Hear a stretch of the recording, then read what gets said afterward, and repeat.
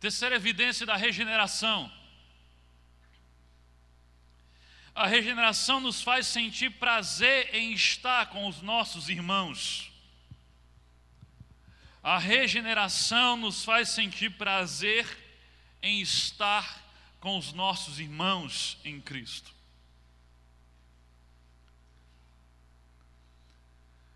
Meus amados, nós estamos vivendo um tempo em que tem crescido um movimento chamado desigrejados. Pessoas que afirmam que são discípulos de Jesus, mas elas têm uma completa aversão à igreja. Elas acham que podem ser discípulos sozinhos. Será que essa postura de ter aversão, de não querer se envolver com a igreja, com os outros irmãos, é uma postura coerente com alguém que é regenerado? Desprezo pela família de Deus é um forte indício de que não houve regeneração em você. Pois a Bíblia diz que amor pelos nossos irmãos, pelos outros membros da família de Deus, é isso que nos identificaria como discípulo de Jesus. João 13:35 diz assim: o forte amor uns pelos outros irá provar ao mundo que vocês são meus discípulos.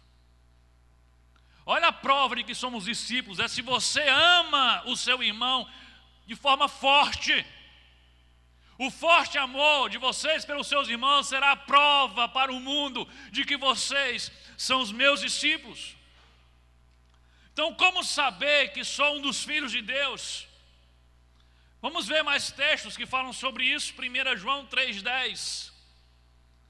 Desta forma sabemos quem são os filhos de Deus e quem são os filhos do diabo.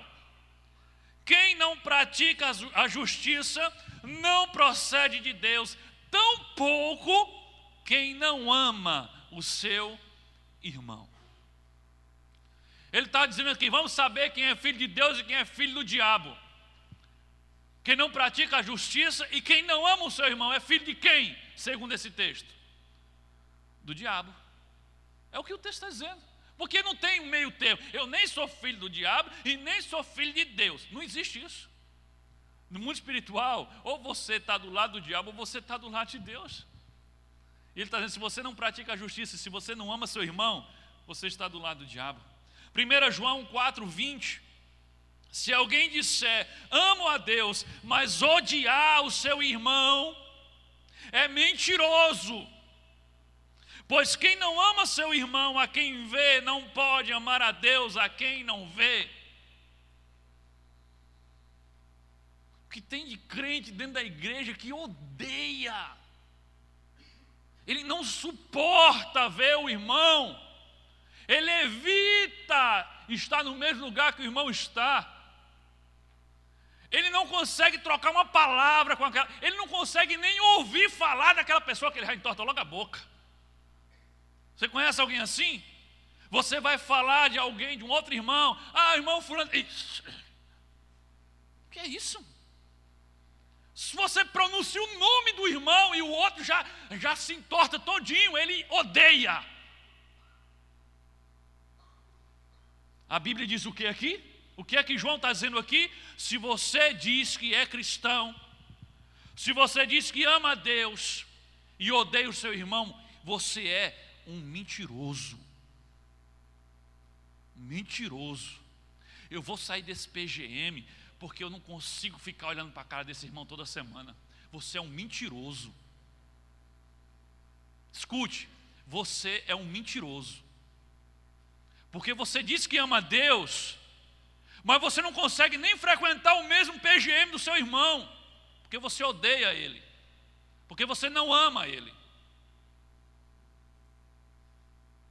Isso é sério. 1 João 3,14. Sabemos que já passamos da morte para a vida, ou seja, que nascemos de novo, porque amamos os nossos irmãos. Essa é a prova. Qual é a prova de que você passou da morte para a vida? É que você ama o seu irmão. Aqui está uma evidência clara do novo nascimento. É o amor pelos seus irmãos em Cristo. Ele não está dizendo que você ama os irmãos que são tudo certinho, que você ama os irmãos que nunca pisaram nos seus calos. Não, você ama os irmãos em Cristo.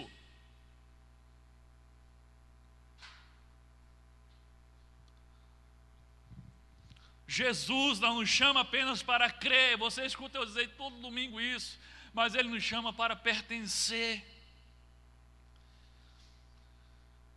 O problema de querer fazer uma caminhada cristã sozinho é que existem algumas coisas que Jesus nos mandou fazer como discípulos que não podemos fazer sozinhos, como servir, relacionar-se, amar, ter paciência, perdoar. Romanos 12:5, olha o que diz Romanos 12:5. Assim também em Cristo, nós que somos muitos, formamos um corpo, e cada membro está ligado a todos os outros. Aqueles todos que estão em Cristo, eles formam o quê? Um único corpo. Mas não é um corpo mutilado, estraçalhado, pedaço para todo lado, não. É um corpo em que todos estão ligados um ao outro. Nenhum membro do seu corpo pode desenvolver-se separadamente do seu corpo. Pensa só, se a sua mão fosse arrancada do seu corpo, ela não somente não iria se desenvolver fora do seu corpo, como ela ia morrer, apodrecer. Não existe crescimento fora do corpo, mas mais do que isso, não existe vida fora do corpo. Não existe vida fora do corpo. Você é um membro do corpo de Cristo, mas está desligado do corpo de Cristo, você não tem vida.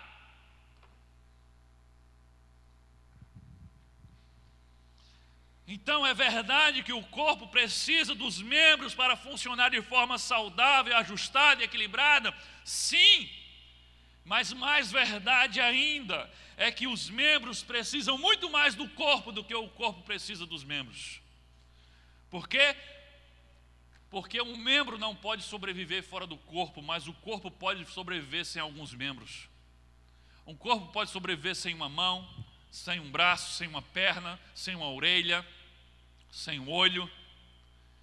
Mas nenhum desses membros podem sobreviver se não estiverem ligados ao corpo. Portanto, nós precisamos uns dos outros, temos que amar uns aos outros, estarmos ligados um ao outro. Diga assim para a pessoa que está ao seu lado: eu preciso de você. Diga.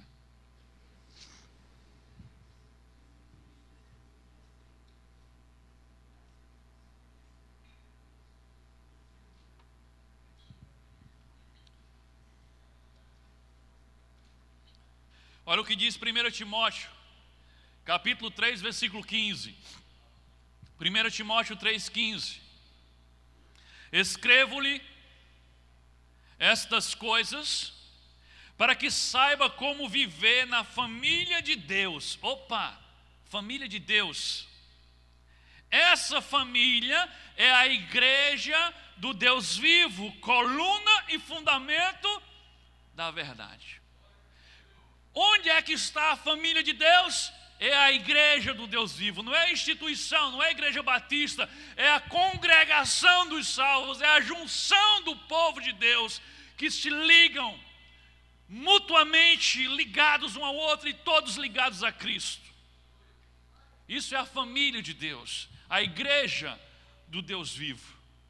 Aí tem algumas pessoas que dizem assim: bem, para ser cristão eu não preciso fazer parte de igreja nenhuma. Fazer parte da família de Deus não é uma opção, e sim uma questão de sobrevivência. Não há vida em um membro fora do corpo. Assim como uma criança, quando nasce, precisa de uma família para poder sobreviver. Quando nós nascemos espiritualmente, nós precisamos de uma família para também sobreviver espiritualmente. Um cristão sem igreja é como um bebê abandonado na rua. Ele não vai sobreviver, a menos que seja acolhido por uma família. Deus nunca planejou que fôssemos filhos separados da sua família. Ele nunca planejou que você fosse discípulo de Jesus sozinho. O plano de Deus desde o início é que fizéssemos parte de uma grande família. É por isso que ele diz: quando vocês amarem uns aos outros, é a prova de que vocês são os meus discípulos. Quando Jesus chamou os discípulos, ele não os chamou apenas para crerem, mas para pertencerem a uma nova família, a uma nova comunidade, a um novo grupo. Jesus não permitiu que os seus discípulos seguissem isoladamente, separados uns dos outros. Quando nós lemos as narrativas de Jesus chamando os seus discípulos, nós não vemos nenhum deles ponderar com Jesus e dizer: Senhor, eu aceito ser teu discípulo, mas eu não quero andar com essa turma que anda contigo. Eu não quero andar com esses outros sujeitos aí que estão acompanhando o Senhor. Você não vê isso na Bíblia. E eu imagino que se algum deles tivesse feito essa proposta, Jesus teria recusado imediatamente.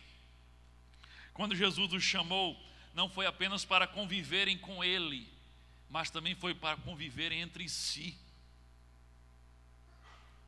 Quando Jesus chamou você, não foi apenas para você ter um relacionamento com Ele, mas também para termos um relacionamento entre nós, que somos irmãos em Cristo.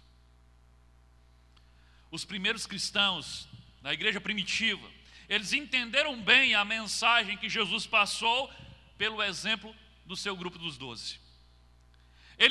Os cristãos primitivos, eles não consideravam a possibilidade de serem discípulos isoladamente. Aí fica essa turma conversando besteira, de desigrejado, como se fossem superiores. Isso não está na Bíblia.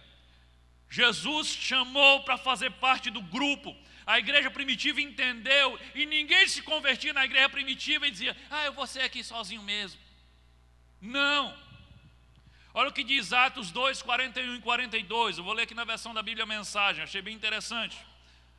Diz assim: naquele dia, cerca de 3.000 pessoas foram convencidas por aquela palavra. 3.000 pessoas se converteram ao ouvir a mensagem que foi pregada. Batizadas, depois elas foram batizadas e arroladas. Elas passaram a seguir o ensino dos apóstolos, a vida em comunidade, a refeição comunitária e a prática da oração. Eles não se convertiam, levantavam a mão: Pedro, eu me converti, eu aceito esse Jesus, ia para casa e não se... Não! Eles foram batizados, e o batismo é a porta de entrada, é a confissão pública de fé. Depois de foram batizados, eles foram arrolados, ou seja, eles foram aceitos, oficializados, filiados.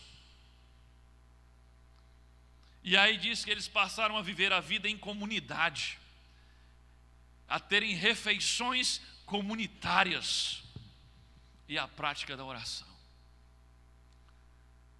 Eles se convertiam e já eram introduzidos no seio da igreja, na comunidade dos salvos, na família de Deus. Qual é o principal argumento usado pelas pessoas para não fazerem parte da família de Deus? Qual é o principal argumento de dizer: eu posso ser discípulo sozinho, não preciso de igreja?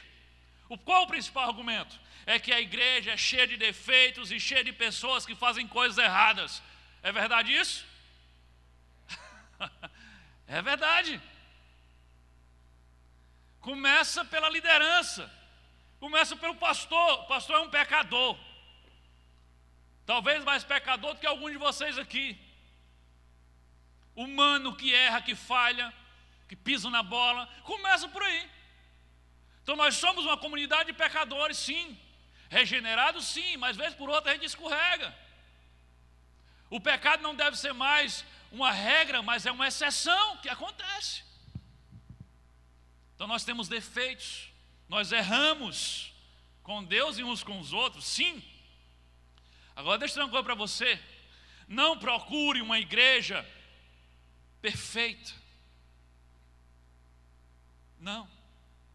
Sabe por quê? Primeiro, que não existe. Segundo, se você achar, não entra não. porque você vai estragar. Se você achar uma igreja perfeita, não entre nela não, porque você vai bagunçar aquela igreja, porque você não é perfeito. Então não procure uma igreja perfeita, com um pastor perfeito, com pessoas perfeitas, mas procure uma igreja onde a palavra de Deus, o evangelho verdadeiro, seja ensinado. Porque é esse evangelho que é poder de Deus, que é capaz de salvar e regenerar as pessoas. Então, o que é que eu procuro numa igreja? Não procuro uma igreja perfeita, com um pastor perfeito, com pessoas perfeitas, não. Eu devo procurar uma igreja onde a palavra de Deus e o evangelho verdadeiro é realmente ensinado. Se você faz parte de uma igreja onde o púlpito é corrompido, onde um falso evangelho está sendo pregado, onde a palavra de Deus está sendo negligenciada, então eu digo, sai imediatamente dessa igreja. Você entende o que eu estou falando? Se o púlpito está corrompido, se o que é ensinado nessa igreja não é o evangelho verdadeiro, sai!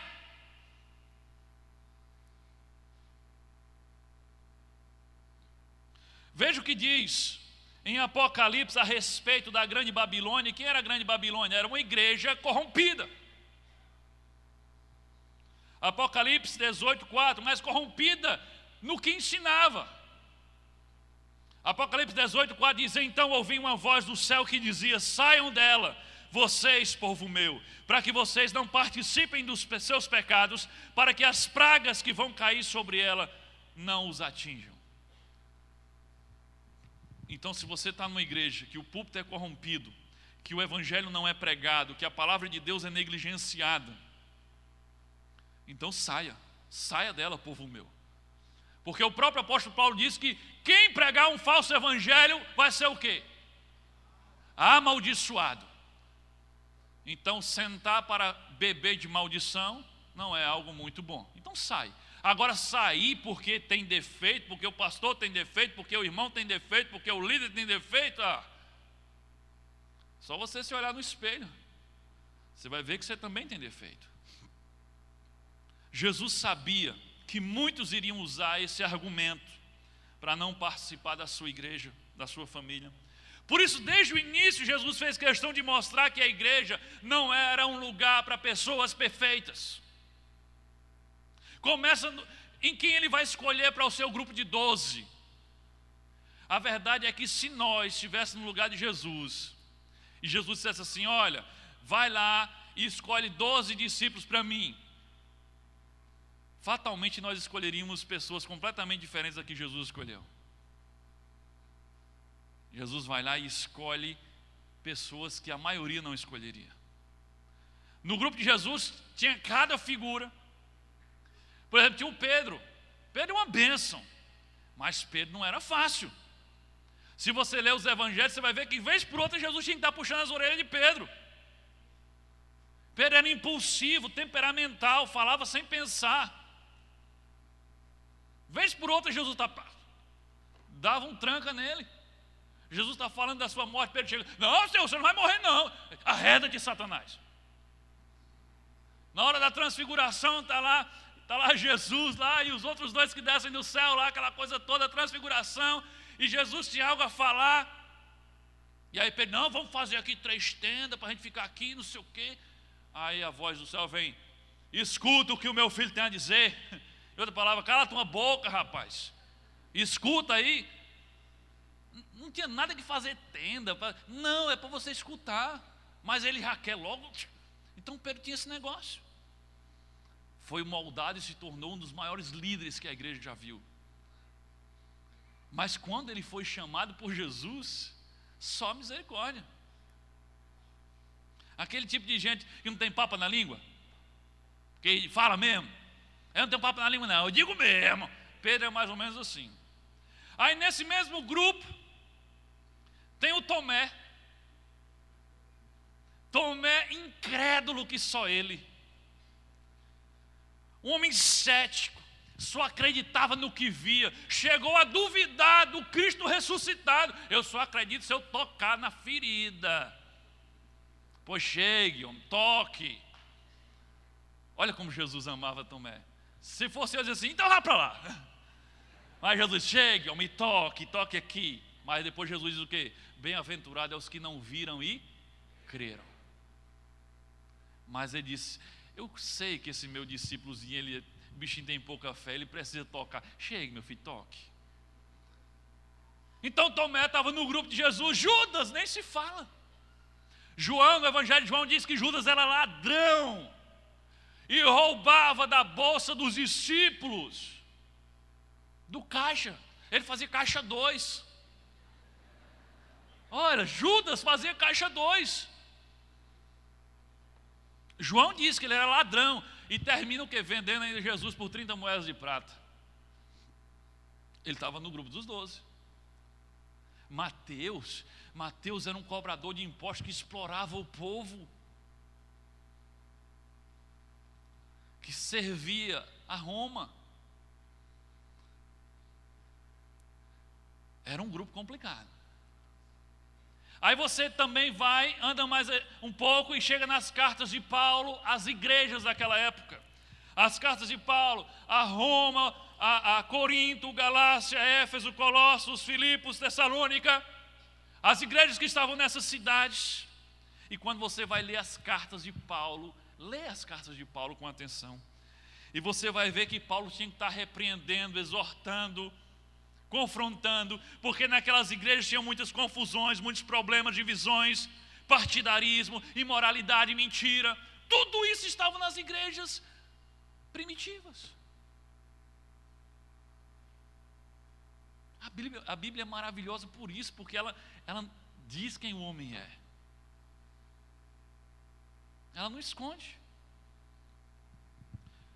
Agora, se você for coerente com o seu argumento de não fazer parte da igreja só porque tem pessoas que afirmam ser discípulos e erram e praticam coisas erradas, se você vivesse na época de Jesus, você tinha se recusado a fazer parte do grupo dos 12 dele. Eu? Me misturar com essa turma aí? Não vou nada. Eu conheço esse Judas, você é um cabo de pé.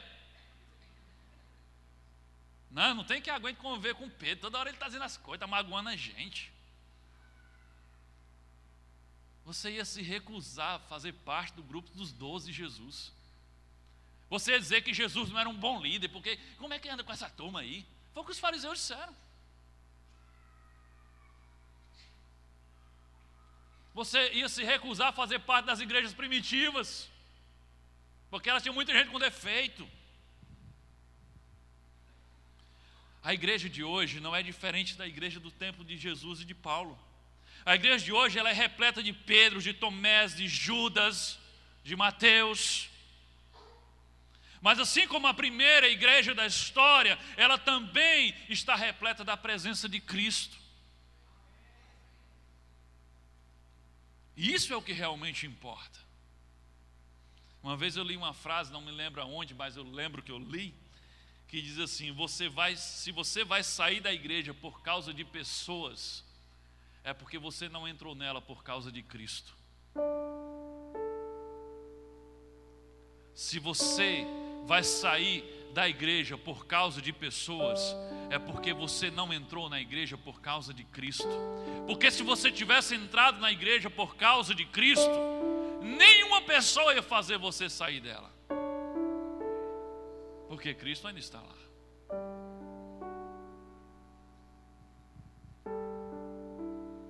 Não esqueça, amar os seus irmãos é a grande prova de que você nasceu de novo, que é filho de Deus e discípulo de Jesus. Amém? Que Deus nos abençoe. Fique em oração.